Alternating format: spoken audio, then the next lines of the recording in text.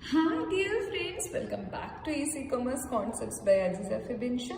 So ഇന്നത്തെ video എന്ന് പറയുന്നത് that is managerial economics related ആയിട്ടുള്ള വീഡിയോ ആണ്. Calicut university BCom first semester വിദ്യാർത്ഥികൾക്ക് പഠിക്കാനുള്ള സബ്ജക്റ്റ് ആണ് മാനേജറിയൽ എക്കണോമിക്സ്. അതിൽ ഒന്നാമത്തെ യൂണിറ്റ് ആയിട്ടുള്ള മാനേജറിയൽ എക്കണോമിക്സ് അതിന്റെ ഇൻട്രൊഡക്ഷൻ ആണ് നമ്മൾ ഇന്ന് നോക്കാൻ വേണ്ടി പോകുന്നത്. അപ്പൊ ഈ ഒരു വീഡിയോയിൽ നമ്മൾ നോക്കാൻ വേണ്ടി പോകുന്ന കാര്യങ്ങൾ എന്തൊക്കെയാണെന്ന് വെച്ച് കഴിഞ്ഞാൽ എന്താണ് മാനേജറിയൽ എക്കണോമിക്സ്, അതിന്റെ definition, characteristics, nature and scope, economic versus managerial economics, decision making and forward planning, relationship of managerial economics with other disciplines, basic economic tools in managerial economics and the role of managerial economist. ഇത്രയും കാര്യങ്ങളാണ് നമ്മൾ ഇന്നത്തെ ഈ ഒരു വീഡിയോയിൽ നോക്കാൻ വേണ്ടി പോകുന്നത്. അപ്പോൾ നമുക്ക് ഒട്ടും സമയം കളയണ്ട, പെട്ടെന്ന് തന്നെ വീഡിയോയിലേക്ക് പോകാം. അപ്പോൾ ഈ ഒരു ചാപ്റ്റർ പഠിച്ചു കഴിയുമ്പോൾ നിങ്ങൾക്ക് ഓൾമോസ്റ്റ് എന്തൊക്കെ കാര്യങ്ങളാണ് മനസ്സിലാക്കി എടുക്കേണ്ടത് എന്നുള്ളതിൻ്റെ ഒരു ഏറ്റവും ബേസിക് ആയിട്ടുള്ള കുറച്ച് കാര്യങ്ങൾ പറയാം. ഒന്ന്, നിങ്ങൾക്ക് മാനേജറിയൽ എക്കണോമിക്സിനെ ഡിഫൈൻ ചെയ്യാൻ വേണ്ടിയിട്ട് സാധിക്കണം. പിന്നെ എന്താണ് ഒരു multiplicity of wants and scarcity of means, അതായത് നമുക്ക് ഒത്തിരി ആവശ്യങ്ങളുണ്ട് പക്ഷെ റിസോഴ്സ് ഇവിടെ സ്കേഴ്സ് ആണ്. ഇത് രണ്ടുമാണ് ഒരു എക്കണോമിക്സ് എന്ന് പറയുന്ന ഒരു പഠനശാഖയുടെ ഒരു സ്റ്റോൺ എന്ന് പറയുന്നത്, അതിലേക്ക് നയിച്ച കാര്യങ്ങൾ. പിന്നെ എന്താണ് മൈക്രോ എക്കണോമിക്സ്, എന്താണ് മാക്രോ എക്കണോമിക്സ്, എന്താണ് മാനേജറിയൽ എക്കണോമിക്സ്, എന്താണ് ഫോർവേഡ് പ്ലാനിങ്, എന്താണ് ഡിസിഷൻ മേക്കിംഗ്, എന്താണ് ഡിസ്കൗണ്ടിങ് പ്രിൻസിപ്പിൾ, എന്താണ് ഇൻക്രിമെന്റലിസം ആൻഡ് എന്താണ് ഇക്യൂ മാർജിനൽ പ്രിൻസിപ്പിൾ, എന്താണ് ഓപ്പർച്യൂണിറ്റി കോസ്റ്റ്. ഇങ്ങനത്തെ കാര്യങ്ങളൊക്കെ നിങ്ങൾക്ക് ബേസിക് ആയിട്ട് അറിയാൻ വേണ്ടിയിട്ട് സാധിക്കണം. ഇമ്പോർട്ടൻ്റ് ആണ് ഈ ഒരു ചാപ്റ്റർ എന്ന് പറയുന്നത്. നമ്മൾ ആദ്യം നോക്കാൻ പോകുന്നത് എക്കണോമിക്സിന്റെ മീനിങ്ങും അതുപോലെ തന്നെ അതിന്റെ ഡെഫിനിഷനുമാണ്. എക്കണോമിക്സ് എന്ന് പറയുന്നത് ഒരു സോഷ്യൽ സയൻസ് ആണ്. It is social because it studies the mankind in society. അതായത് നമ്മൾ സമൂഹത്തെ കുറിച്ച്, അതുപോലെ മനുഷ്യർ ഏത് രീതിയിലാണ്, ഒരു ആന്ത്രപ്പോളജി ഒക്കെ പഠിക്കുന്ന ഒരു വിദ്യാർത്ഥിയോട് ചോദിച്ചാൽ നിങ്ങൾക്ക് മനസ്സിലാവും, ഇറ്റ്സ് എ മാൻകൈൻഡ് സ്റ്റഡി. അതായത് എങ്ങനെയാണ് ഒരു വ്യക്തി അല്ലെങ്കിൽ ഒരു കൺസ്യൂമർ അല്ലെങ്കിൽ ഒരു മനുഷ്യൻ ഒരു സൊസൈറ്റിയുമായിട്ട് റിലേറ്റ് ചെയ്ത് നിൽക്കുന്ന കാര്യങ്ങളൊക്കെ വളരെ ഡീറ്റെയിൽഡ് ആയിട്ട് തന്നെ എക്കണോമിക്സിൽ നമ്മൾ പഠിക്കുന്നുണ്ട്. സോ ഈ ഒരു വേർഡ് എക്കണോമിക്സ് എന്ന് പറയുന്ന ഒരു വേർഡ് ഒരു ഗ്രീക്ക് വേർഡാണ്. ഓക്കെ, അത് മീൻ ചെയ്യുന്നത് എന്താന്ന് വെച്ച് കഴിഞ്ഞാൽ house hold with limited resource. അതായത് ഹൗസ് ഹോൾഡ് വളരെ ലിമിറ്റഡ് ആയിട്ടുള്ള റിസോഴ്സസ് ഉപയോഗിച്ചുകൊണ്ട് എങ്ങനെയാണ് ഹൗസ് ഹോൾഡ് അവരുടെ ആ ഒരു ലൈഫ് മീൻ ചെയ്യുന്നത്, മാനേജിങ് എ ഹൗസ് ഹോൾഡ്. ഒരു ഹൗസ് ഹോൾഡ് എങ്ങനെയാണ് ലിമിറ്റഡ് റിസോഴ്സ് യൂസ് ചെയ്തിട്ട് അത് മാനേജ് ചെയ്യുന്നതെന്നാണ് നമ്മൾ ഇതിൽ നോക്കുന്നത്. റെഡി? സോ എക്കണോമിക്സുകൾ പലതരത്തിൽ എന്താണ് എക്കണോമിസ്റ്റുകൾ എക്കണോമിക്സിനെ ഡിഫൈൻ ചെയ്തിട്ടുണ്ട്. അതിൽ ആഡം സ്മിത്തിന്റെ ഡെഫിനിഷൻ വളരെ വളരെ വളരെ ഇമ്പോർട്ടൻ്റ് ആണ്. എന്താ പറയുക, നമ്മൾ അത്രയും ഇമ്പോർട്ടൻസ് കൊടുത്ത് പഠിക്കുന്ന ഒരു സംഭവമാണ് എന്ത്, ആഡം സ്മിത്തിന്റെ വെൽത്ത് ഡെഫിനിഷൻ അല്ലെങ്കിൽ ക്ലാസിക്കൽ ഡെഫിനിഷൻ എന്ന് പറയുന്നത്. ഓക്കെ, സോ ഇതിൽ ആഡം സ്മിത്തിന്റെ ഡെഫിനിഷൻ കൂടാതെ തന്നെ വെൽഫെയർ ഡെഫിനിഷൻ ഉണ്ട്, സ്കേഴ്സിറ്റി ഡെഫിനിഷൻ ഉണ്ട്, ഗ്രോത്ത് ഡെഫിനിഷൻ ഉണ്ട്. ഇങ്ങനെ 4 ഡെഫിനിഷൻസ് ആണ് നിങ്ങൾക്ക് പഠിക്കാനുള്ളത്. അപ്പം ആഡം സ്മിത്ത് അദ്ദേഹത്തിന്റെ പുസ്തകമായിട്ടുള്ള enquiry into the nature and causes of wealth of നേഷനിൽ അദ്ദേഹം എന്താണ് എക്കണോമിക്സ് എന്ന് വളരെ വ്യക്തമായിട്ട് ഡിഫൈൻ ചെയ്യുന്നുണ്ട് അദ്ദേഹത്തിന്റെ രീതിയിൽ. Which means the study of the nature and causes of wealth of nation.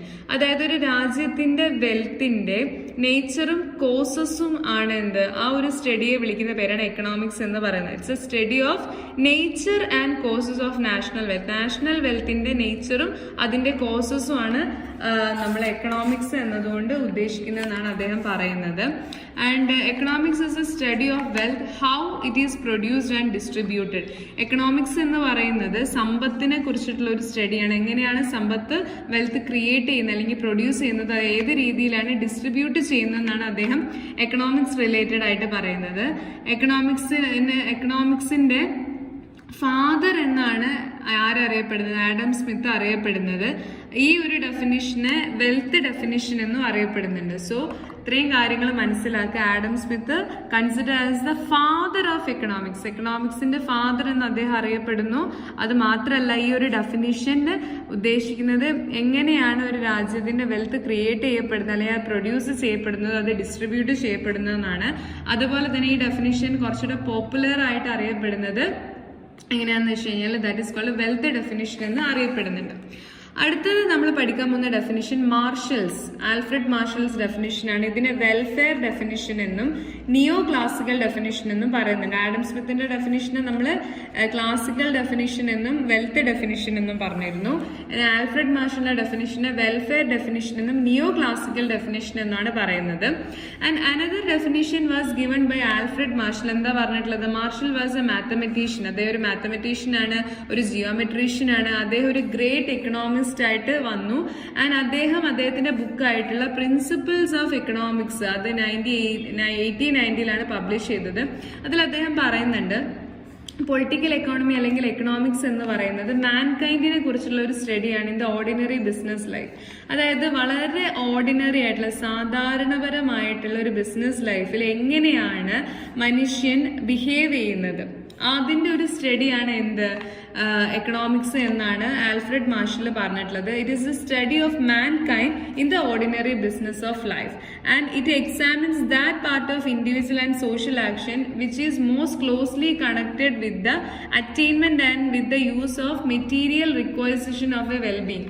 നമുക്ക് നമ്മുടെ വെൽബീയിങ്ങിന് ആവശ്യമായിട്ടുള്ള മെറ്റീരിയൽസ് നമ്മൾ റിക്വയർ ചെയ്യുന്നതും അത് നമ്മൾ ഉപയോഗിക്കുന്നതും അത് നമ്മൾ അവൈൽ ചെയ്യുന്നതും ഒക്കെ ആയിട്ട് ബന്ധപ്പെട്ടിട്ട് കണക്ട് ചെയ്ത് നിൽക്കുന്ന ഒരു ആശയമാണിത്. എങ്ങനെയാണ് ഒരു ഇൻഡിവിജ്വൽ അല്ലെങ്കിൽ ഒരു സോഷ്യൽ ആക്ഷൻ അതിന് വേണ്ടിയിട്ട് നടക്കുന്നത്, നമുക്ക് ആവശ്യമായിട്ടുള്ള കാര്യങ്ങൾ, നമ്മുടെ വെൽബീയിങ്ങിനായിട്ടുള്ള കാര്യങ്ങൾ നമ്മൾ എന്ത് ചെയ്യുന്നു, അക്വയർ ചെയ്യുന്നത് ഏത് രീതിയിലാണ് എന്നൊക്കെ വളരെ വ്യക്തമായിട്ട് അദ്ദേഹം ഈ പുസ്തകത്തിൽ പറയുന്നുണ്ട്. മാർഷൽ ഷിഫ്റ്റ് ചെയ്തു അദ്ദേഹത്തിന്റെ ആ ഒരു എംഫസിസ് വെൽത്തിൽ നിന്ന് വെൽഫെയറിലേക്ക് ഷിഫ്റ്റ് ചെയ്തു. അതായത് ആദ്യം നമ്മൾ വെൽത്ത് ഡെഫിനിഷനിലായിരുന്നു കൂടുതലായിട്ട് പ്രാധാന്യം കൊടുത്തിരുന്നത്.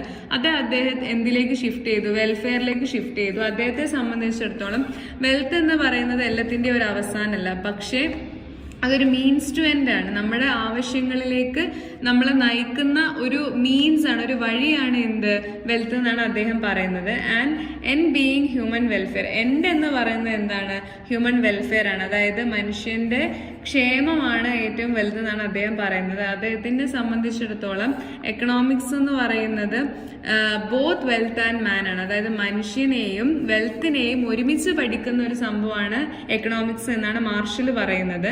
And Marshall's definition has come to know that welfare definition, നമ്മുടെ മാർഷലിന്റെ ഡെഫിനിഷൻ അറിയപ്പെടുന്നത് വെൽഫെയർ ഡെഫിനിഷൻ എന്നാണ്. ആഡം സ്മിത്തിന്റെ ഡെഫിനിഷൻ അറിയപ്പെടുന്നത് വെൽത്ത് ഡെഫിനിഷൻ എന്നാണ്. മാറിപ്പോകരുത് കേട്ടോ. അടുത്തതാണ് റോബിൻസ് ഡെഫിനിഷൻ. ഇതിനെ സ്കേഴ്സിറ്റി ഡെഫിനിഷൻ എന്ന് വിളിക്കാറുണ്ട്. ലയണൽ റോബിൻസ് എന്നാണ് അദ്ദേഹത്തിന്റെ മുഴുവൻ പേര്. അപ്പൊ റോബിൻസ് ഡെഫിനിഷനിൽ അദ്ദേഹം പറയുന്നത് എന്ന് വെച്ച് കഴിഞ്ഞാൽ അദ്ദേഹത്തിന്റെ പുസ്തകത്തിൽ അദ്ദേഹം വളരെ കൃത്യമായി പറഞ്ഞിട്ടുണ്ട്. The nature and significance of economic science എന്നാണ് അദ്ദേഹത്തിന്റെ പുസ്തകത്തിന്റെ പേര്. അതിൽ അദ്ദേഹം പറയുന്നുണ്ട് എന്താണ് scarcity definition. Economics is a science which studies human behavior as a relationship between ends and scarce means. അതായത് നമ്മുടെ ആവശ്യങ്ങളും നമ്മുടെ റിസോഴ്സുകളും തമ്മിലുള്ള ആ ഒരു റിലേഷൻഷിപ്പാണ് എന്ത് എക്കണോമിക്സ് എന്നാണ് അദ്ദേഹം പറയുന്നത്. നമുക്ക് ഒരുപാട് ആവശ്യങ്ങളുണ്ട്. നമ്മുടെ ആവശ്യങ്ങൾ, അവർ വാണ്ട്സ് എന്ന് പറയുന്നത്, വാണ്ട്സ് എന്ന് വെച്ചാൽ എൻസ്, നമ്മുടെ ആ ഒരു വാണ്ട് എന്ന് പറയുന്നത് എന്താണ്, അത് അൺലിമിറ്റഡ് ആണ്. നമുക്ക് ഒരു ആവശ്യം നമ്മൾ പൂർത്തീകരിച്ച് കഴിയുമ്പോൾ ഓട്ടോമാറ്റിക്കലി നമ്മുടെ അടുത്ത ആവശ്യം അവിടെ ജനറേറ്റ് ചെയ്യപ്പെടും.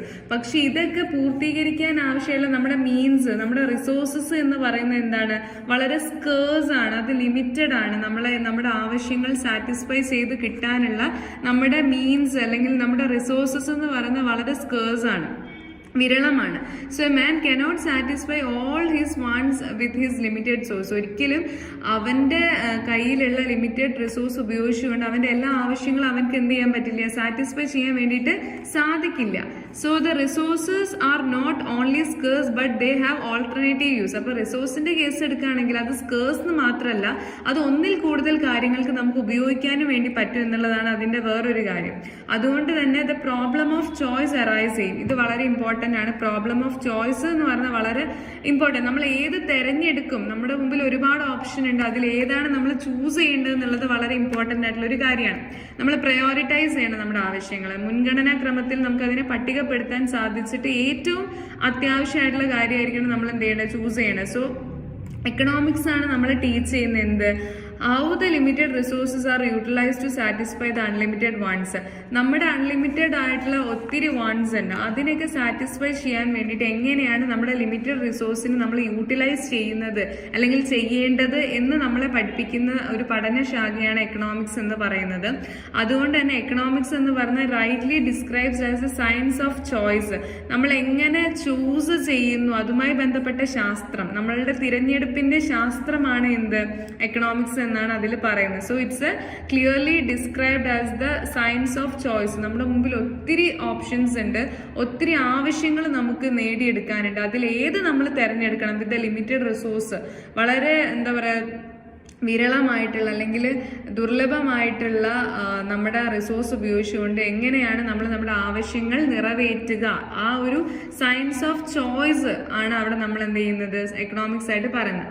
പിന്നെ മോഡേൺ ഡെഫിനിഷൻ അതിനെ ഗ്രോത്ത് ഡെഫിനിഷൻ എന്ന് പറയുന്നുണ്ട്. അത് ലയണൽ റോബിൻസിന്റെ പബ്ലിക്കേഷൻ ആയിട്ടുള്ള nature and significance of economic സയൻസിൽ പറയുന്നുണ്ട് എന്ത് the nature and scope of economics as widen.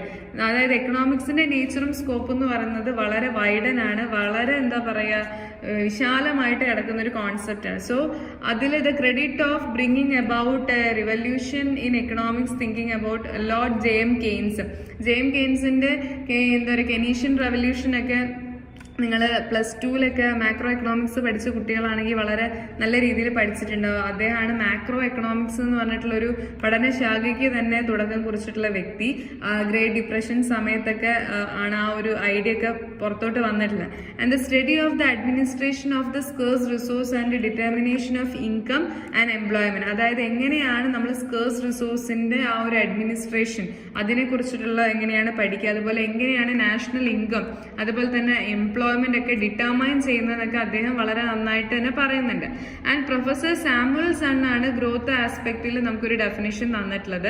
അദ്ദേഹം പറയുന്നതെന്ന് വെച്ചാൽ എക്കണോമിക്സ് എന്ന് പറയുന്നത് how men and society choose with or without the use of money to employ scarce productive resources which could have alternative uses to produce various commodities over time and distribute them for consumption now and is in the future among the various people and groups of society. അതായത് നമുക്കതിനെ simplify ചെയ്യാൻ വേണ്ടിയിട്ട് സാധിക്കും. അദ്ദേഹം പറയാൻ ഉദ്ദേശിക്കുന്നത് ഇത്രയേ ഉള്ളൂ, എക്കണോമിക്സ് എന്ന് പറയുന്നത് എങ്ങനെയാണ് സൊസൈറ്റി സ്കേഴ്സ് റിസോഴ്സ് യൂസ് ചെയ്തുകൊണ്ട് വാല്യുബിൾ കമ്മോഡിറ്റീസ് പ്രൊഡ്യൂസ് ചെയ്യുകയും അത് വ്യത്യസ്തങ്ങളായിട്ടുള്ള ആളുകളുടെ വ്യത്യസ്തങ്ങളായ ആവശ്യങ്ങൾ നിറവേറ്റുന്നതിന് വേണ്ടിയിട്ട് ഡിസ്ട്രിബ്യൂട്ട് ചെയ്യുന്നതും എന്നാണ് സാമുവൽ സൺ അദ്ദേഹത്തിന് പറയുന്നത്. ആ ഒരു ഡെഫിനിഷനിൽ പറയുന്നത് അദ്ദേഹത്തിന്റെ ഡെഫിനിഷനെ നമ്മൾ ഗ്രോത്ത് ഡെഫിനിഷൻ എന്ന് പറയുന്നുണ്ട്. അപ്പൊ നന്നായി മനസ്സിലാക്കാം.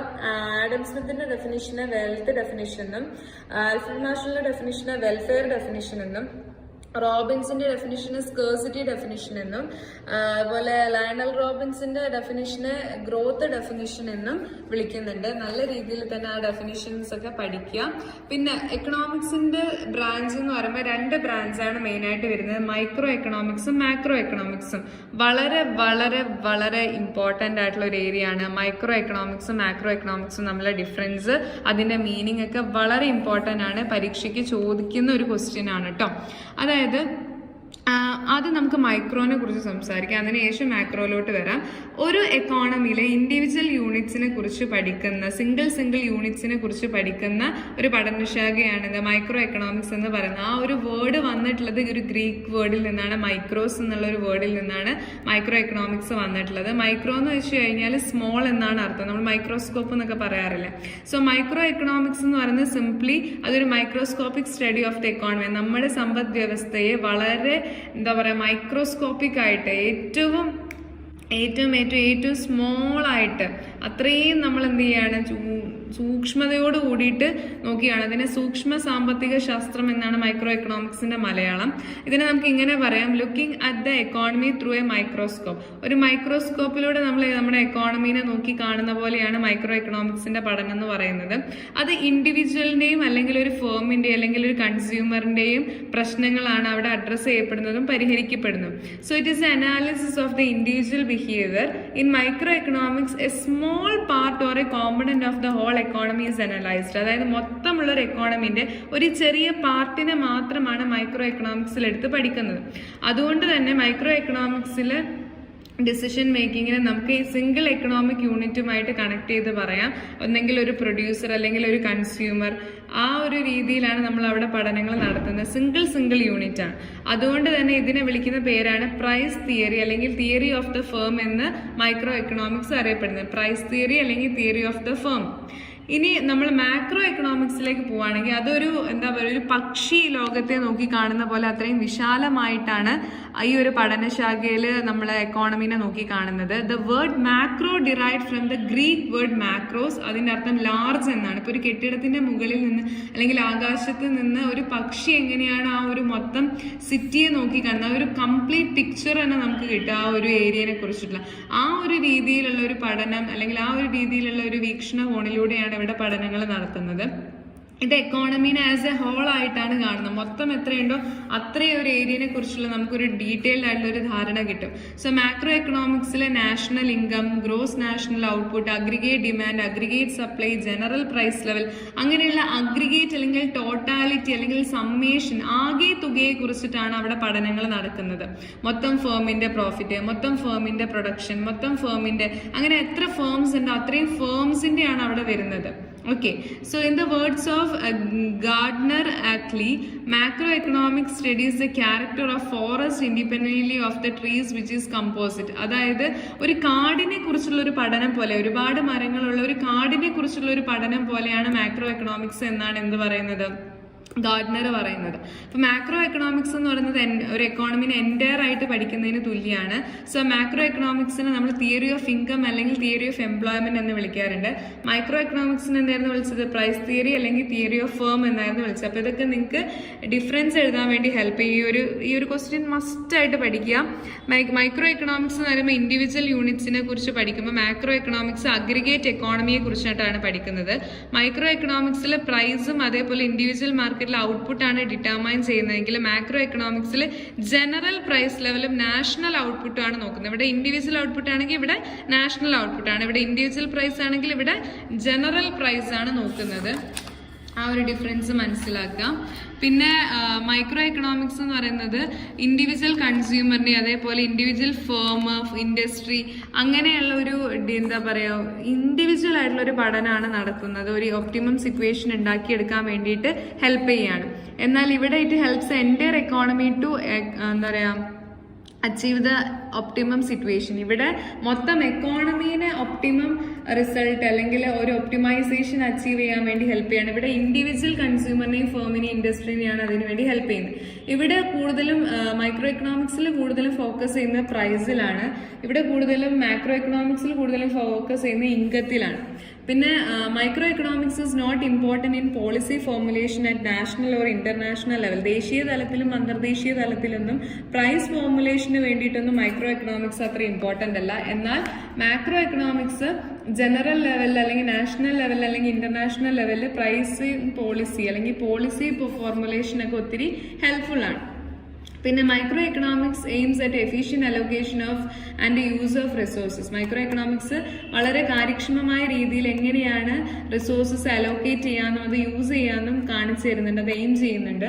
എന്നാൽ മാക്രോ എക്കണോമിക്സ് എയിം ചെയ്യുന്നത് ഫുള്ളർ എംപ്ലോയ്മെന്റ് ഓഫ് റിസോഴ്സസിനെ എങ്ങനെയാണ് നമുക്ക് മാക്സിമം അല്ലെങ്കിൽ ഒപ്റ്റിമം ആയിട്ട് യൂസ് ചെയ്യാൻ പറ്റാന്നാണ് അതിൽ നോക്കുന്നത്. പിന്നെ മൈക്രോ എക്കണോമിക്സ് ഒരു വേം ഐവിയാണ്, അതേപോലെ ഒരു ബേർഡിന്റെ ഒരു ഐവിയാണ് മാക്രോ എക്കണോമിക്സിൽ നോക്കുന്നത്.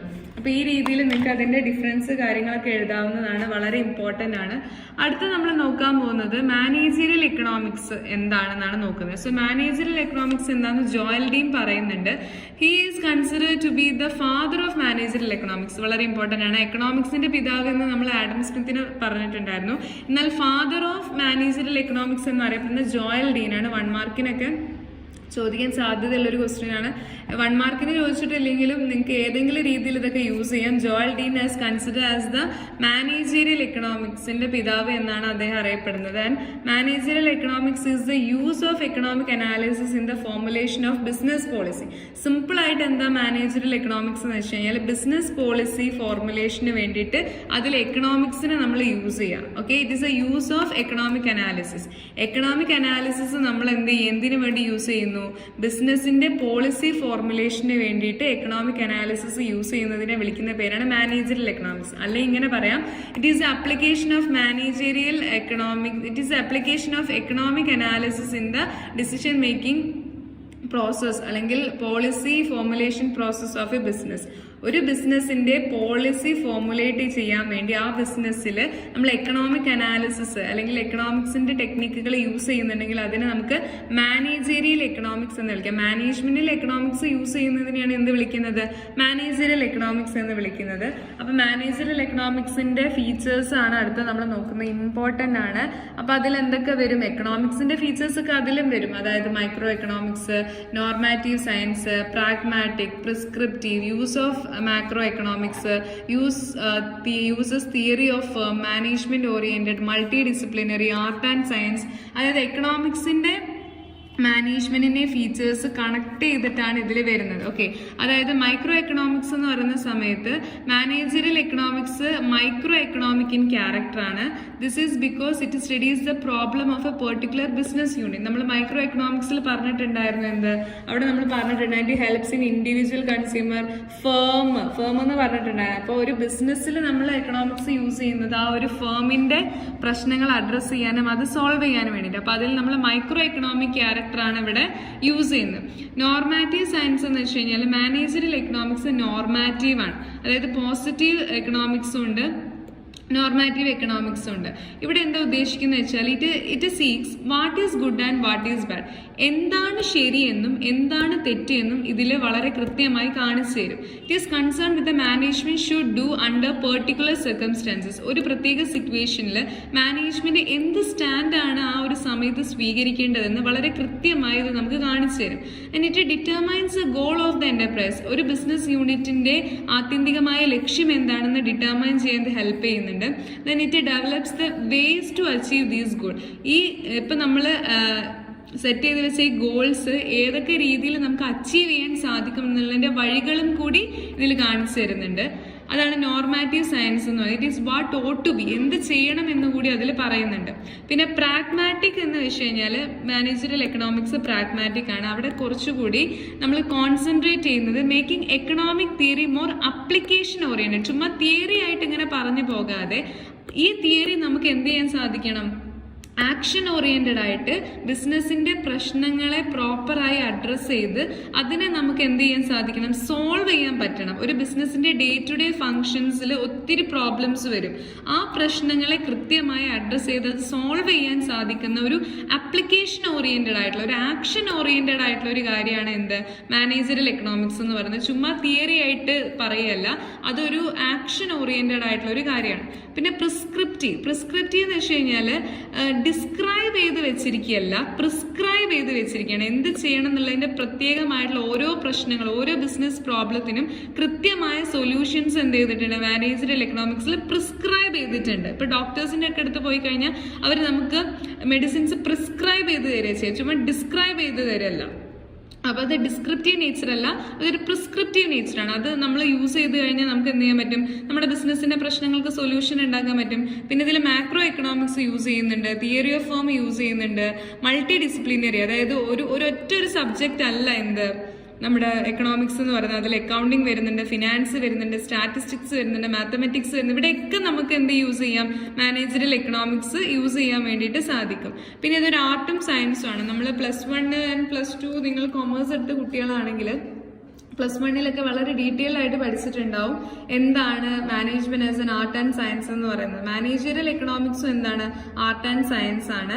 As A science it establishes relationship between cause and effect and collecting, classifying, analysing the fact on the basis of certain principles. അതായത് എക്കണോമിക്സിൽ എന്താണ്? ഓരോ വേരിയബിൾസിനെ കുറിച്ചിട്ടുള്ള അതിന്റെ റിലേഷൻഷിപ്പ്, അതിങ്ങനെ സംഭവിക്കാനുള്ള കാര്യകാരണങ്ങൾ, അതുമായി ബന്ധപ്പെട്ട ഇൻഫർമേഷൻസിന്റെ കളക്ഷൻ, ക്ലാസിഫിക്കേഷൻ എല്ലാം വരുന്നുണ്ട്. അപ്പൊ ഇതൊക്കെ നമുക്ക് മാനേജ്മെന്റിലും കാണാൻ വേണ്ടി സാധിക്കുന്നുണ്ട്. അതുകൊണ്ട് തന്നെ മാനേജറിയൽ എക്കണോമിക്സ് എന്ന് പറയുന്ന ഒരു സയൻസ് ആണ്. അതുപോലെ തന്നെ അതൊരു ആർട്ടാണ്. ഡിസിഷൻ എടുക്കുക എന്ന് പറയുന്നത് എല്ലാവർക്കും ഒരുപോലെ സാധിക്കുന്ന ഒരു കാര്യമല്ല. ഓരോരുത്തരും അവരവരുടെ സ്കില്ലും അവരവരുടെ എക്സ്പീരിയൻസ് ഒക്കെ ഉപയോഗിച്ചുകൊണ്ടാണ് അവർ തീരുമാനങ്ങൾ എടുക്കുക. അപ്പൊ അതൊരു കലാപരമായിട്ടുള്ള ഒരു കാര്യമാണ്. അപ്പൊ ഇത്രയും കാര്യങ്ങളാണ് എന്താണ് മാനേജീരിയൽ എക്കണോമിക്സിന്റെ ക്യാരക്ടറിസ്റ്റിക്സ് ആയിട്ട് നമ്മൾ നോക്കിയിട്ടുള്ളത്. ഇമ്പോർട്ടന്റ് ആണ്. ഇത്രയും പോയിന്റുകൾ പഠിക്കാൻ പറ്റിയില്ലെങ്കിൽ ഒരു 5 എണ്ണെങ്കിലും നിങ്ങൾ പഠിച്ചു വെക്കുന്നത് നന്നായിരിക്കും. പിന്നെ scope of managerial economics. Managerial economics നമുക്ക് എവിടെയൊക്കെ യൂസ് ചെയ്യാന്ന് വെച്ച് കഴിഞ്ഞാൽ നമുക്ക് നമ്മുടെ എക്കോണമിയിലുള്ള ഓരോ ഫേമിന്റെ അല്ലെങ്കിൽ ഓരോ പ്രൊഡക്റ്റിന്റെയും ഡിമാൻഡ് അനലൈസ് ചെയ്യാനും ഫോർകാസ്റ്റ് ചെയ്യാനും സഹായിക്കുന്നുണ്ട്. അതുപോലെ തന്നെ പ്രൊഡക്ഷന്റെയും കോസ്റ്റിന്റെയും അനാലിസിസ് നടത്താൻ ഹെൽപ്പ് ചെയ്യുന്നുണ്ട്. ഓരോ ഫേമിന്റെയും പ്രൈസിംഗ് പോളിസിയിൽ അത് ഹെൽപ്പ് ചെയ്യുന്നുണ്ട്. മാർക്കറ്റിനെ സ്റ്റഡി ചെയ്യാൻ സഹായിക്കുന്നുണ്ട്. മാനേജ്മെന്റിന് പ്രോഫിറ്റ് ഇൻക്രീസ് ചെയ്യാൻ വേണ്ടി സഹായിക്കുന്നുണ്ട്. പ്രോഫിറ്റിനെ മാനേജ് ചെയ്യാൻ സഹായിക്കുന്നുണ്ട്. ക്യാപിറ്റൽ ബഡ്ജറ്റിംഗ്, നമ്മൾക്ക് ഡെപ്റ്റ് ക്യാപിറ്റൽ ആണോ അല്ലെങ്കിൽ നമ്മൾ ബോറോഡ് ക്യാപിറ്റൽ ആണോ ഉപയോഗിക്കുന്നത്, അതിന്റെ ഒരു സ്ട്രക്ചർ അനലൈസ് ചെയ്യാൻ ഹെൽപ്പ് ചെയ്യുന്നുണ്ട്. ഇൻവെന്ററിയെ മാനേജ് ചെയ്യാൻ സഹായിക്കുന്നുണ്ട്. ബിസിനസ് സൈക്കിൾസിനെ കൺട്രോൾ ചെയ്യാൻ സഹായിക്കുന്നുണ്ട്. പിന്നെ നല്ല രീതിയിൽ സ്ട്രാറ്റജിക് പ്ലാനിങ്ങിന് സഹായിക്കുന്നുണ്ട്. അപ്പോൾ അതിന്റെ ഒരു പോയിന്റുകൾ ഒന്ന് പഠിച്ചു വെക്കുന്നത് വളരെ നന്നായിരിക്കും. പിന്നെ ജനറൽ ആയിട്ട് നമ്മൾ നോക്കുകയാണെങ്കിൽ general pure economics and managerial economics ഉണ്ട്. നമ്മൾ സാധാരണ പറയുന്ന എക്കണോമിക്സും എന്നാൽ മാനേജറിയൽ എക്കണോമിക്സ് എന്ന് പറയുന്നത് രണ്ടാണ്. രണ്ടിനെ നമുക്ക് ഒന്നായിട്ട് പറയാൻ പറ്റില്ല. പക്ഷെ എക്കണോമിക്സിന്റെ പല കാര്യങ്ങളും നമ്മൾ മാനേജ്മെന്റിൽ യൂസ് ചെയ്യുമ്പോഴാണ് അത് മാനേജറിയൽ എക്കണോമിക്സ് ആയിട്ട് മാറുന്നത്. അപ്പൊ എക്കണോമിക്സ് എന്ന് പറയുന്നത് കുറെ കൂടി ഒരു ലോ റിലേറ്റഡ് ആയിട്ടുള്ള ലോസ് ആണ് അവിടെ ഫോർമുലേറ്റ് ചെയ്യുന്നത്. എന്നാൽ അവിടെ നിയമങ്ങൾ ഉണ്ടാക്കുക മാത്രമല്ല, എന്നാൽ മാനേജറിയൽ എക്കണോമിക്സിൽ ആ ലോസിനെ എന്ത് ചെയ്യുന്നുണ്ട്, അവർ അപ്ലൈ ചെയ്തിട്ട് ബിസിനസിന്റെ പല തീരുമാനങ്ങളും എടുക്കുന്നുണ്ട്. എക്കണോമിക്സിൽ കുറെ കൂടി മൈക്രോയും മാക്രോയും ആസ്പെക്ട്സുകൾ ഡീൽ ചെയ്യുന്നുണ്ട്. എന്നാൽ കുറെയൊക്കെ മാനേജറിയൽ എക്കണോമിക്സിൽ മൈക്രോ ആസ്പെക്ട്സുകൾ, അതായത് എക്കണോമിക്സിലെ മൈക്രോ ആസ്പെക്റ്റുകളാണ് മാനേജറിയൽ എക്കണോമിക്സിൽ കൂടുതലും യൂസ് ചെയ്യുന്നത്. പിന്നെ it deals with the theory of distribution, namely rent, wage, interest, profit. അതായത് ഫാക്ടേഴ്സ് ഓഫ് പ്രൊഡക്ഷന്റെ ആ ഒരു ഫാക്ടർ പേയ്മെന്റുകളാണ് എന്ത്, rent, wage, interest and profit എന്ന് പറയുന്നത്.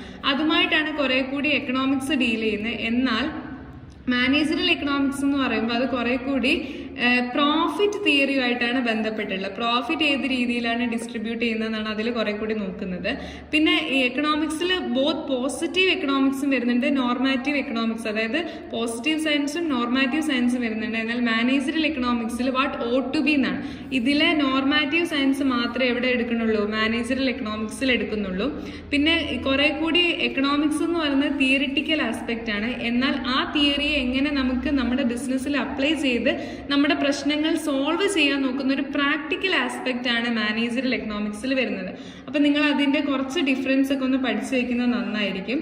പിന്നെ മാനേജറിയൽ എക്കണോമിക്സിന്റെ ഒബ്ജക്റ്റീവ്സ് എന്തൊക്കെയാന്ന് വെച്ചാൽ എന്തിനു വേണ്ടിയിട്ടാണ് നമ്മൾ മാനേജറിയൽ എക്കണോമിക്സ് യൂസ് ചെയ്യുന്നത് ചോദിച്ചാൽ പറയണം, നമുക്ക് നമ്മുടെ ബിസിനസ് പ്രാക്ടീസസും അതേപോലെ എക്കോണമിക് തിയറിയും തമ്മിൽ എന്ത് ചെയ്യണം, കൂട്ടിമുട്ടിക്കണം. അതിനെ ഒരുമിച്ച് ഉപയോഗിക്കാൻ വേണ്ടി സാധിക്കണം. എക്കണോമിക് തിയറിയെയും ബിസിനസ് പ്രാക്ടീസിനെയും കൂട്ടി യോജിപ്പിക്കുക, ഇന്റഗ്രേറ്റ് ചെയ്യാൻ വേണ്ടിയിട്ട് നമ്മളിത് ഉപയോഗിക്കുന്നുണ്ട്. പിന്നെ എക്കണോമിക് കോൺസെപ്റ്റ്സും അതേപോലെ തന്നെ പ്രിൻസിപ്പിൾസും കൂടി നമ്മൾ ഒരുമിച്ച് ഉപയോഗിച്ച് ബിസിനസിന്റെ പല പ്രശ്നങ്ങളെ to solve the business problem, business നേരിട്ടുകൊണ്ടിരിക്കുന്ന ഇന്റേണൽ ആൻഡ് എക്സ്റ്റേണൽ പ്രശ്നങ്ങളെ കണ്ടുപിടിച്ച് അതിനെ സോൾവ് ചെയ്യാൻ നമുക്ക് എക്കണോമിക് കോൺസെപ്റ്റ്സും പ്രിൻസിപ്പിൾസും യൂസ് ചെയ്യാൻ വേണ്ടിയിട്ട് സാധിക്കും. അപ്പൊ ബിസിനസിന്റെ പ്രശ്നങ്ങളെ സോൾവ് ചെയ്യാൻ വേണ്ടി യൂസ് ചെയ്യുന്നുണ്ട്. പിന്നെ കുറെ കൂടി നിലവിൽ നമ്മൾ യൂസ് ചെയ്യുന്ന അല്ലാത്ത most modern instruments and tools use ചെയ്യുക ബിസിനസ്സിൽ. എന്തിനു വേണ്ടിയിട്ട്, പ്രശ്നങ്ങൾ സോൾവ് ചെയ്യാൻ വേണ്ടിയിട്ട്. പിന്നെ നമ്മുടെ ബിസിനസ്സിലെ റിസോഴ്സുകളെ നല്ല രീതിയിൽ അലോക്കേറ്റ് ചെയ്യാനും അതിന് ഒരു തരി പോലും വേസ്റ്റ് ആക്കാതെ ഒപ്റ്റിമം ആയിട്ട് യൂട്ടിലൈസ് ചെയ്യാനും സഹായിക്കുന്നുണ്ട്. അതൊരു ലക്ഷ്യമാണ്. പിന്നെ to make all round development of firm, ഒരു ഫേമിന്റെ എല്ലാ രീതിയിലുള്ള ഒരു every level of organisation has to be developed in a significant manner. അതായത് ഒരു ഓൾറൗണ്ടർ ആയിട്ട് വർക്ക് ചെയ്യുക ബിസിനസിന്റെ ഫേമിന്റെ ഒരു ഡെവലപ്മെന്റിന് വേണ്ടിയിട്ട്. പിന്നെ നമ്മുടെ ബിസിനസ്സിന് മുൻകൂട്ടി കാണാൻ പറ്റാത്ത ഒത്തിരി കാര്യങ്ങളുണ്ട്. അൺസർട്ടൈൻ ആണ് ഫ്യൂച്ചർ. അതുകൊണ്ട് തന്നെ there is A chance and A possibility of risk ഉണ്ട്, ലോസ് ഉണ്ട്.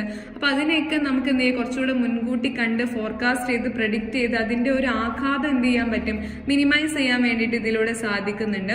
പിന്നെ നല്ല രീതിയിൽ ഡിമാൻഡും അതേപോലെ സെയിൽസും ഫോർകാസ്റ്റ് ചെയ്യാൻ ഹെൽപ്പ് ചെയ്യുന്നുണ്ട്. കുറെ കൂടി ഫേമിന്റെ ഓപ്പറേഷൻസ് നല്ല രീതിയിൽ പ്ലാൻ ചെയ്യാനും ഓർഗനൈസ് ചെയ്യാനും കൺട്രോൾ ചെയ്യാനും സഹായിക്കുന്നുണ്ട്. ബിസിനസിന്റെ പോളിസികൾ ഫോർമുലേറ്റ് ചെയ്യാൻ സഹായിക്കുന്നുണ്ട്. അതുവഴി പ്രോഫിറ്റ് മാക്സിമൈസ് ചെയ്യാൻ ഹെൽപ്പ് ചെയ്യുന്നുണ്ട്. പിന്നെ നമുക്ക് മറ്റ് ബിസിനസിന്റെ വേറെ ഒബ്ജക്റ്റീവുകൾ ഉണ്ടാവല്ലോ, അതായത് ഇൻഡസ്ട്രി ലീഡർഷിപ്പ് കൂട്ടുക, എക്സ്പാൻഷൻ ഉണ്ടാക്കുക, മാർക്കറ്റ് ഷെയർ കൂട്ടുക, അങ്ങനത്തെ കാര്യങ്ങളിലേക്കൊക്കെ ഈ മാനേജറിയൽ എക്കണോമിക്സ് എന്ത് ചെയ്യുന്നുണ്ട്, സഹായിക്കുന്നുണ്ട്. അതൊക്കെ ഇതിന്റെ ലക്ഷ്യമാണ്. പിന്നെ മാനേജറിയൽ എക്കണോമിക്സിന്റെ യൂസ്, അതിനെ കൊണ്ടുള്ള ഉപയോഗം അല്ലെങ്കിൽ ഇമ്പോർട്ടൻസ് എന്ന് വെച്ചാൽ ഈ പറഞ്ഞ കാര്യങ്ങളൊക്കെ തന്നെയാണ്. എന്തൊക്കെയാണ്? നമുക്ക് മാനേജറിയൽ ഡിസിഷൻസ് എടുക്കാനുള്ള ടൂൾസ് ആൻഡ് ടെക്നിക്സ് പ്രൊവൈഡ് ചെയ്യുന്നുണ്ട്. ബിസിനസ് മാനേജ്മെന്റിൽ അവർ നേരിടുന്ന പ്രശ്നങ്ങൾക്കുള്ള കൃത്യമായ ഉത്തരങ്ങൾ അല്ലെങ്കിൽ സൊല്യൂഷൻസ് കിട്ടുന്നുണ്ട്. എക്കണോമിക് വേരിയബിൾസിനെ നമുക്ക് നല്ല രീതിയിൽ എസ്റ്റിമേറ്റ് ചെയ്യാൻ പറ്റുന്നുണ്ട്. For example production, profit, sales, അങ്ങനത്തെ കാര്യങ്ങളൊക്കെ എസ്റ്റിമേറ്റ് ചെയ്യാൻ പറ്റും. നല്ല രീതിയിൽ ബിസിനസിന്റെ ടൂൾസ് ഉപയോഗിച്ചുകൊണ്ട് തന്നെ നമുക്ക് ഫോർകാസ്റ്റ് ചെയ്യാനും പ്രോഫിറ്റ് പ്ലാൻ ചെയ്യാനും സാധിക്കുന്നുണ്ട്. ബിസിനസ് പോളിസികൾ നല്ല രീതിയിൽ ഫോർമുലേറ്റ് ചെയ്യാൻ പറ്റും. നല്ല രീതിയിൽ ബിസിനസിന്റെ ഓരോരോ ഔട്ട്പുട്ടും കോസ്റ്റും പ്രൈസും പ്രോഫിറ്റ് തമ്മിലുള്ള റിലേഷൻഷിപ്പ് നമുക്ക് അവിടെ ഒരു ഡിസൈൻ ചെയ്യാൻ പറ്റുന്നുണ്ട്.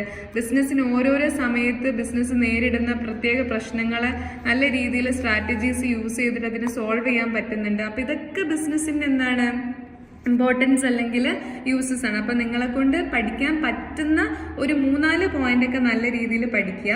പിന്നെ നമ്മൾ പറഞ്ഞല്ലോ, അതായത് മാനേജറിയൽ എക്കണോമിക്സ് എന്ന് പറയുമ്പോൾ അതിന് മറ്റ് സബ്ജക്ട്സുകളായിട്ട് കണക്ട് ചെയ്യുന്നുണ്ട്. അത് ഒരു വിഷയമായിട്ട് അങ്ങനെ ചുമ്മാ നിൽക്കുമല്ല. അതിന് മൈക്രോ എക്കണോമിക്സുമായിട്ട് ബന്ധമുണ്ട്, മാക്രോ എക്കണോമിക്സുമായിട്ട് ബന്ധമുണ്ട്, സ്റ്റാറ്റിസ്റ്റിക്സുമായിട്ട് ബന്ധമുണ്ട്.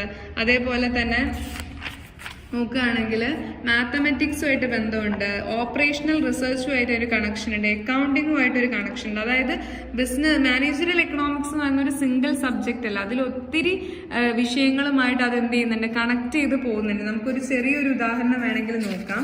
നമുക്ക് പറയാം, ഇപ്പോൾ സ്റ്റാറ്റിസ്റ്റിക്സിന്റെ കേസ് എടുത്തു കഴിഞ്ഞാൽ സ്റ്റാറ്റിസ്റ്റിക്സ് എന്ന് പറയുന്നത് വളരെ മാനേജറിയൽ എക്കണോമിക്സിന് വളരെ യൂസ്ഫുൾ ആയിട്ടുള്ള ഒരു സബ്ജക്റ്റ് ആണ്, അല്ലെങ്കിൽ അതൊരു ടോപ്പിക്കാണ് സ്റ്റാറ്റിസ്റ്റിക്സ് എന്ന് പറയുന്നത്. അപ്പോൾ സ്റ്റാറ്റിസ്റ്റിക്സ് നമ്മൾ എന്തിനാ യൂസ് ചെയ്യുന്നത് വെച്ച് കഴിഞ്ഞാൽ ബിസിനസ് എക്സിക്യൂട്ടീവ്സിന് കറക്റ്റ് ആയിട്ടുള്ള പ്രോബബിലിറ്റീസ് ബിസിനസ് റൺ ചെയ്യുന്ന സമയത്ത് പലതരത്തിലുള്ള തീരുമാനങ്ങളൊക്കെ എടുക്കാൻ വേണ്ടിയിട്ട് അവരെന്ത് ചെയ്യും, പ്രോബബിലിറ്റി പഠനങ്ങളൊക്കെ നടത്തും. അങ്ങനെ ഫോർകാസ്റ്റ് ചെയ്യാനൊക്കെ എന്ത് യൂസ് ചെയ്യുന്നുണ്ട്, ഈ പ്രൊജക്ഷൻ ടെക്നിക്സുകൾ, റിഗ്രഷൻ, കോറിലേഷൻ, അനോവ, അതേപോലെയുള്ള കാര്യങ്ങൾ യൂസ് ചെയ്യുന്നുണ്ട്. Dispersion, correlation, regression, method of least squares, ഇതൊക്കെ നമ്മൾ ഇതിൽ യൂസ് ചെയ്യുന്നതാണ്. അങ്ങനെ ഓരോരോ സബ്ജക്റ്റുമായിട്ട് എന്ത് ചെയ്യുന്നുണ്ട്, മാനേജീരിയൽ എക്കണോമിക്സിന് കണക്ഷൻ വരുന്നുണ്ട്. പിന്നെ നമ്മൾ ഇതിൽ പറയുന്ന കുറച്ച് കാര്യങ്ങളാണ് ബേസിക് എക്കണോമിക് ടൂൾസ് അല്ലെങ്കിൽ പ്രിൻസിപ്പിൾസ്. ഇതിനെ നമുക്ക് ഇങ്ങനെ വിളിക്കാം, fundamental concepts or theories in managerial economics. Managerial എക്കണോമിക്സിൽ യൂസ് ചെയ്യുന്ന ബേസിക് ടൂൾസ് ആണ് ഒന്ന് പ്രിൻസിപ്പിൾ ഓഫ് ഓപ്പർച്യൂണിറ്റി കോസ്റ്റ്, അതുപോലെ തന്നെ വരുന്നതാണ് പ്രിൻസിപ്പിൾ ഓഫ് ഇൻക്രിമെന്റലിസം, അതുപോലെ തന്നെ വരുന്നതാണ് principle of perspective, principle of discounting, equi marginal principle. ഇത്രയും കാര്യങ്ങൾ, ഈ 5 എണ്ണമാണ് അതിൽ നമ്മൾ മെയിനായിട്ട് നോക്കുന്ന സംഭവങ്ങൾ.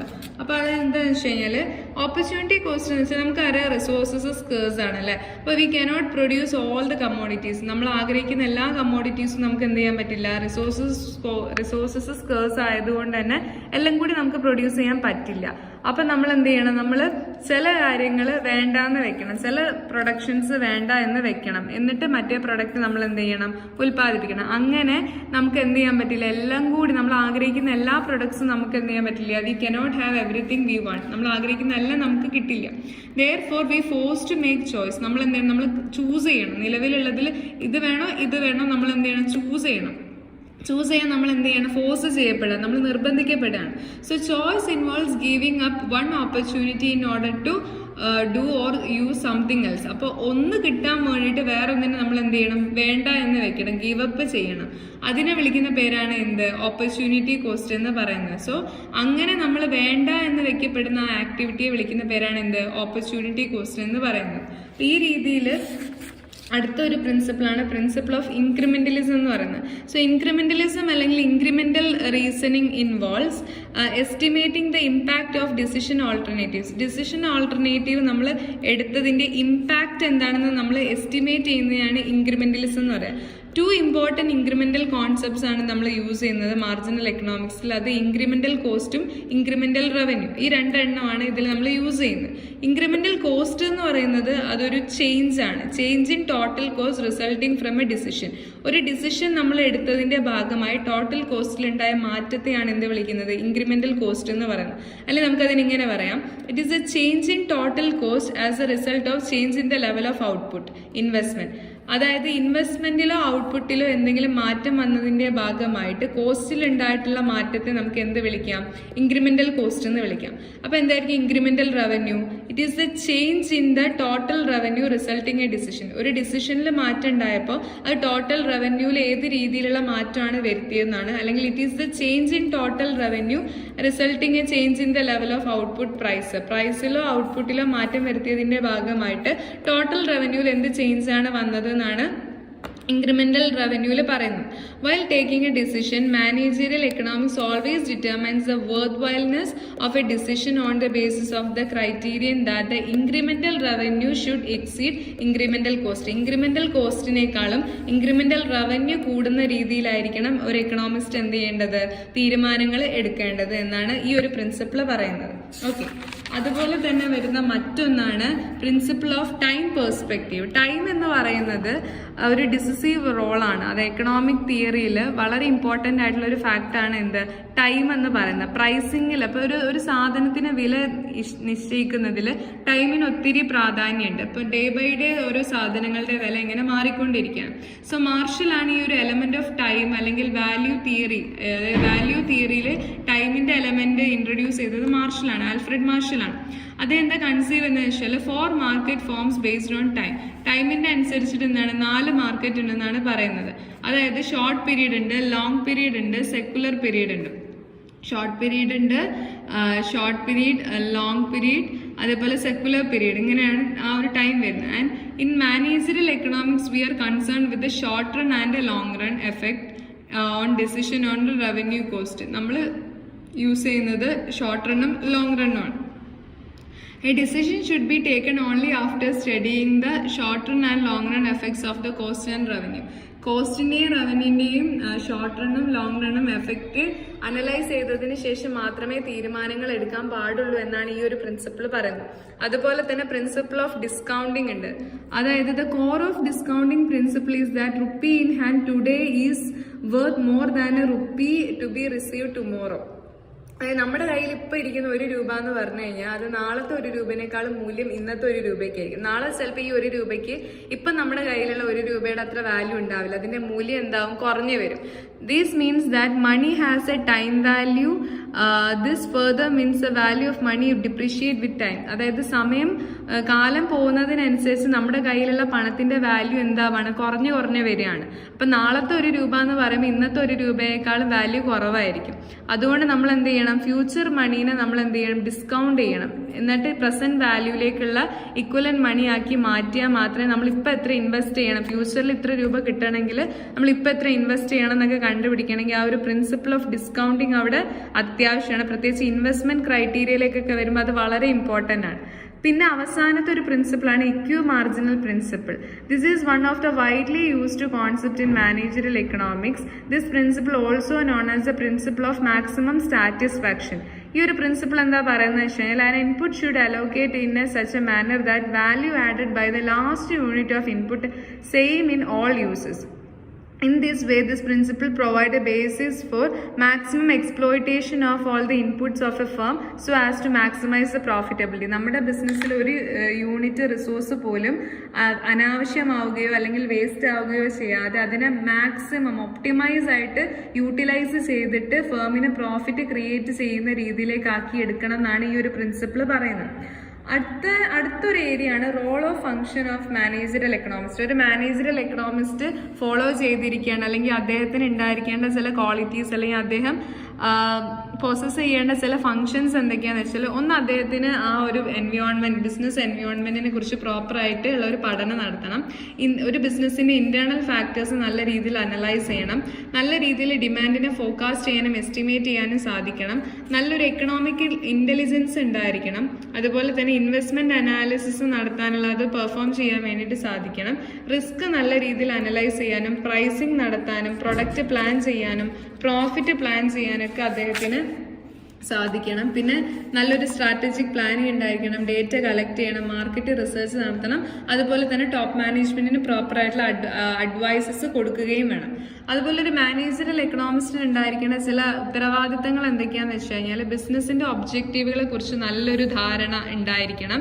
പിന്നെ കമ്പനീന്റെ പ്രോഫിറ്റ് നല്ല രീതിയിൽ ഒരു റീസണബിൾ പ്രോഫിറ്റ് കമ്പനിക്ക് ഉണ്ടാക്കി കൊടുക്കാൻ വേണ്ടിയിട്ട് പറ്റണം. പിന്നെ നല്ല രീതിയിൽ ഒരു ഭാവിയെ ഫ്യൂച്ചറിനെ ഫോർകാസ്റ്റ് ചെയ്യാൻ പറ്റണം, അതും അക്യുറേറ്റ് ആയിരിക്കണം. പിന്നെ കറക്റ്റ് സമയത്ത് മാനേജ്മെന്റിന്റെ കാര്യങ്ങളൊക്കെ എന്തെങ്കിലും മാറ്റങ്ങൾ വരുത്താനാണെങ്കിൽ മാറ്റങ്ങൾ വരുത്തണം. എന്തെങ്കിലും എറേഴ്സ് കാര്യങ്ങൾ വരാനുണ്ടെങ്കിൽ അത് കൃത്യമായിട്ട് തന്നെ ഫോർകാസ്റ്റ് ചെയ്ത് അത് ഉണ്ടാവാനുള്ള സാധ്യത മുൻകൂട്ടി കാണണം.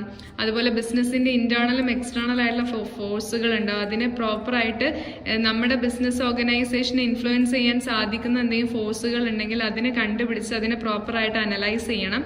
പിന്നെ നമുക്ക് വേണ്ട കാര്യങ്ങളൊക്കെ നമ്മൾ എന്ത് ചെയ്യണം, കണക്ട് ചെയ്യണം. അതായത് നല്ല രീതിയിൽ ഇൻഡിവിജ്വൽസുമായിട്ട്, കസ്റ്റമേഴ്സുമായിട്ട്, സപ്ലയേഴ്സുമായിട്ടൊക്കെ നല്ല രീതിയിലുള്ള ബന്ധം പുലർത്താൻ വേണ്ടി പറ്റണം. അവരുമായിട്ടൊരു കോണ്ടാക്ട് ഉണ്ടാവണം, അത് മെയിൻറ്റെയിൻ ചെയ്യണം.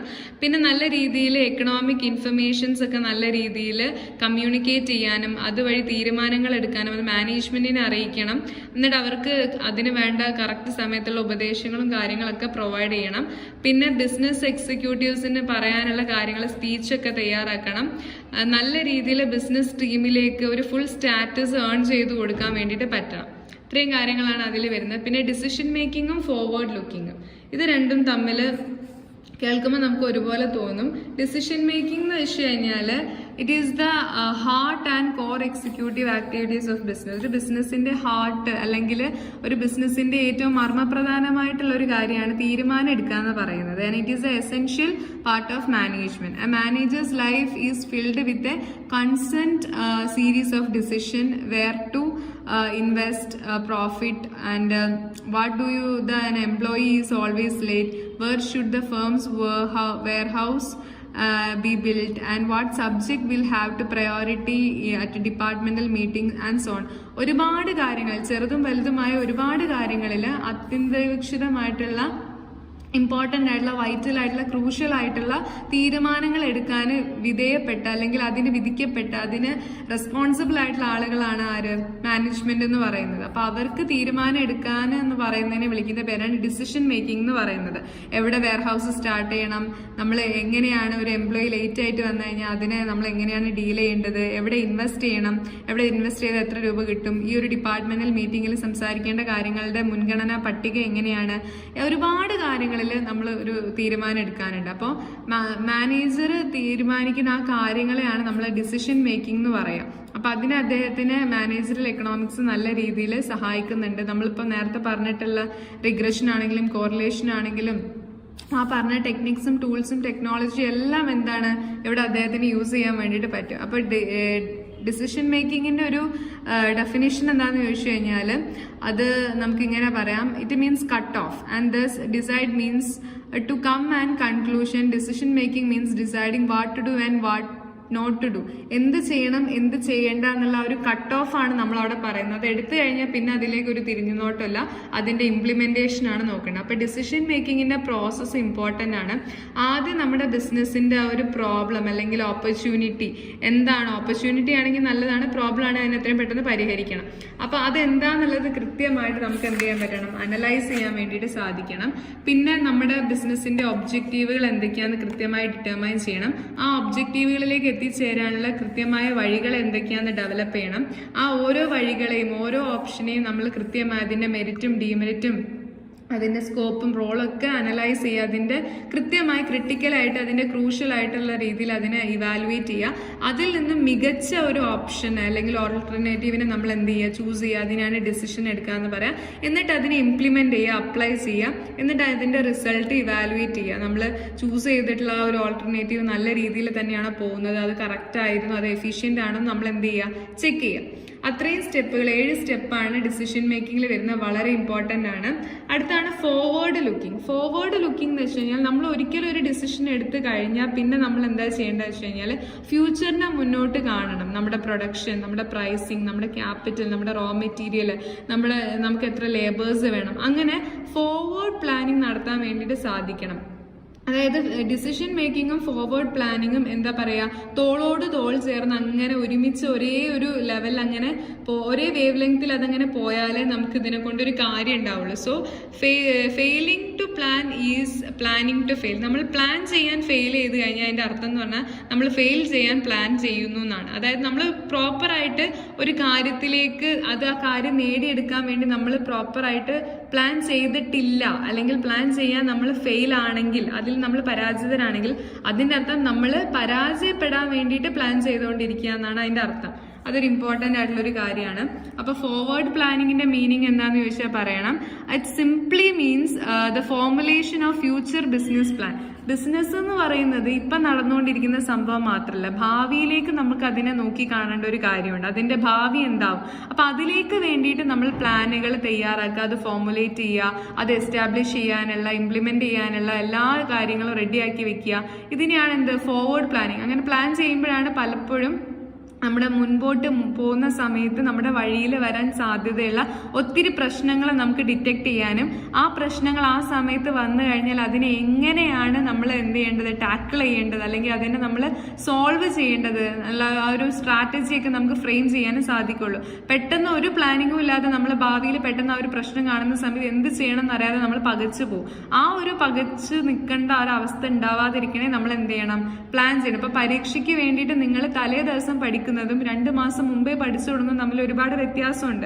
തലേ ദിവസം പഠിച്ചു തുടങ്ങിയാൽ നിങ്ങൾക്ക് ഒന്നും മനസ്സിലാവില്ല, പ്ലസ് ടെൻഷനും കൂടി ഉണ്ടാവും.